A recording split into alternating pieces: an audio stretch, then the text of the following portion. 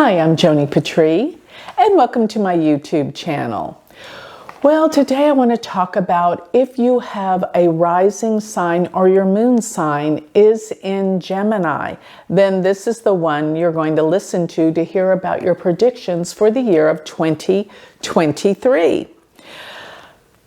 But if you don't know your sidereal moon or rising sign, then go to my free chart calculator on my website, which is galacticcenter.org. Put in all your birth information, scroll to the very bottom, and it will tell you AS, that's your ascendant, or MO, that's your moon. Those are the signs to listen to. So if your ascendant or moon sign are in Gemini, then this is a very interesting year for you, because starting the end of April through the end of the year, you're going to be meeting so many influential people. New friends, new groups, new opportunities through people are coming about for you. But to finish up, before we get to the end of April, we still have a predicament where we have Jupiter is in your 10th house. And Jupiter being in your 10th house is not so bad. You've been doing all sorts of things in 2022 to expand and grow your career.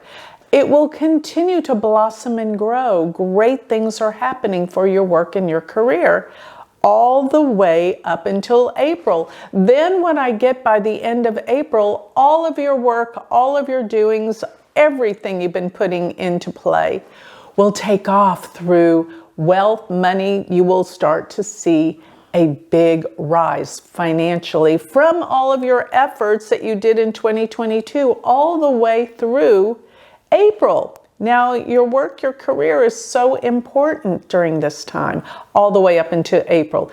Expansion, new things you have implemented into your work and your career. Opportunities have come, but all of these new things are going to start producing. So after April, you can kick back, relax, kind of put your feet up, and start acquiring the wealth from all of your hard work up until the end of April.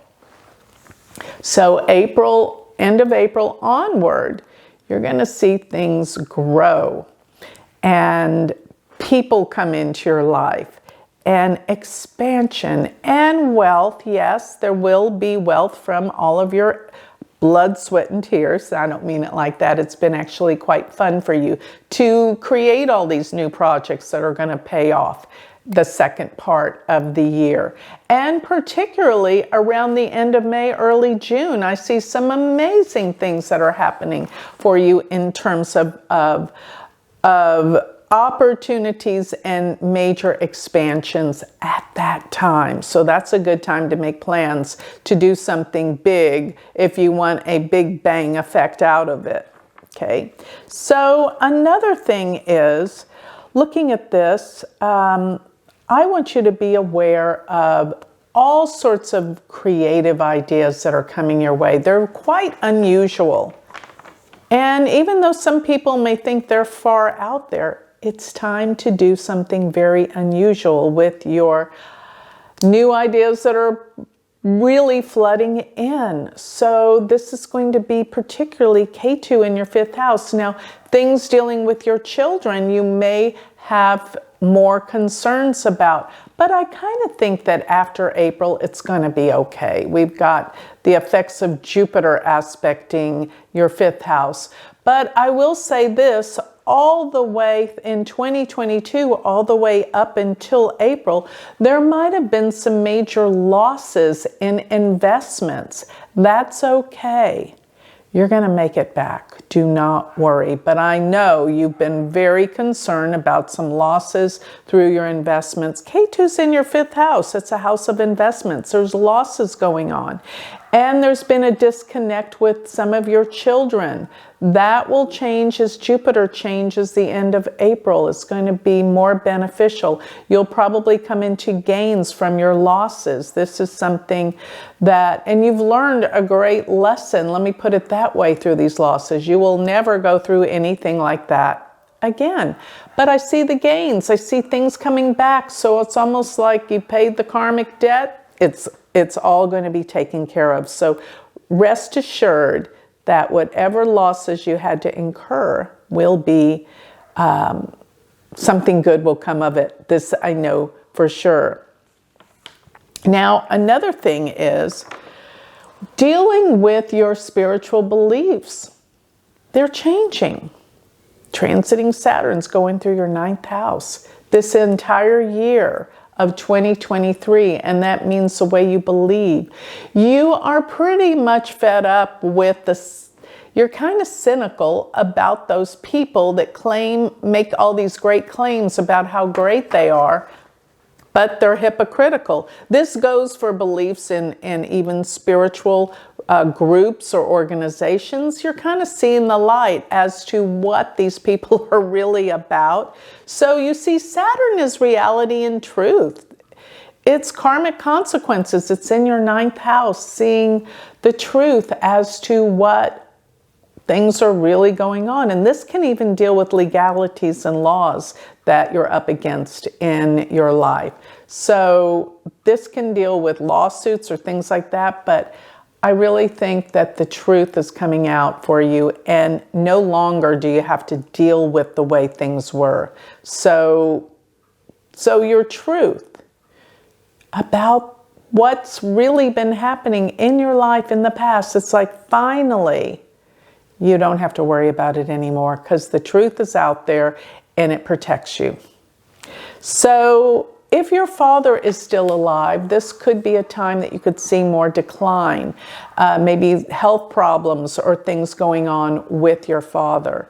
And also with Saturn being there, maybe he's more distant, he's disconnected from you.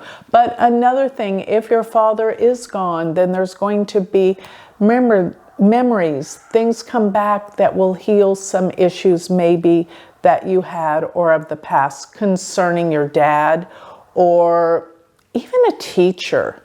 You know, the 9th house is teaching. So there could be some teachers that, you know, you just don't get along with or you have disagreements with. Maybe it's time to move on from those courses or those classes or those schools. It's time for you to move on because I think you're becoming your own teacher at this point in time. Maybe that's what it's here to teach you, that you have grown past what you think you needed in this educational field or whatever. It's time for you to become your own teacher.